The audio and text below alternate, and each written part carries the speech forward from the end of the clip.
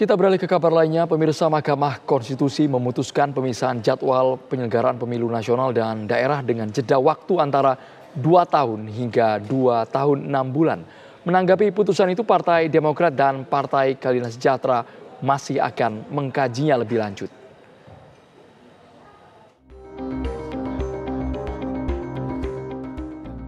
Mahkamah Konstitusi mengabulkan sebagian permohonan yang diajukan oleh Perkumpulan untuk Pemilu dan Demokrasi atau Perludem terkait pemisahan waktu penyelenggaraan pemilu nasional dan daerah. Dalam putusannya, MK menetapkan pemilu nasional dan daerah dipisahkan dengan jeda paling singkat 2 tahun dan paling lama 2 tahun 6 bulan. Pemilu nasional termasuk pemilihan presiden, anggota DPR, dan DPD. Sementara pemilu daerah meliputi pilkada serta pemilihan anggota DPRD provinsi dan kabupaten kota. Ketua Umum Partai Demokrat Agus Harimurti Yudhoyono mengatakan bahwa partainya masih mempelajari putusan tersebut.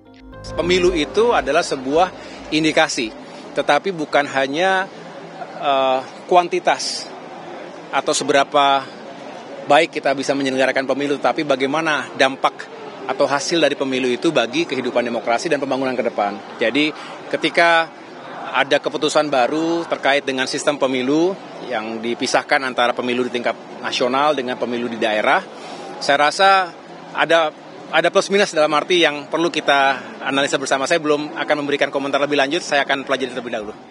Terima kasih.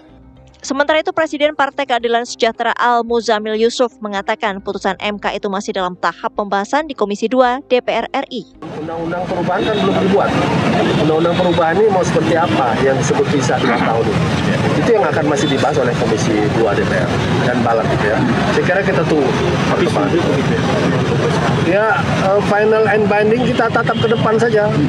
Mau posisinya apa, PKS selalu siap menyongsong ke depan. Ya. Meski Mahkamah Konstitusi sudah putuskan pemisahan pelaksanaan pemilu nasional dengan pemilu daerah, hingga kini belum ada aturan teknis terkait pelaksanaan putusan MK tersebut. Komisi 2 DPR RI masih membahas undang-undang perubahan terkait pelaksanaan pemilu. Dari Jakarta dan Bandung, Jawa Barat, tim TV One mengabarkan.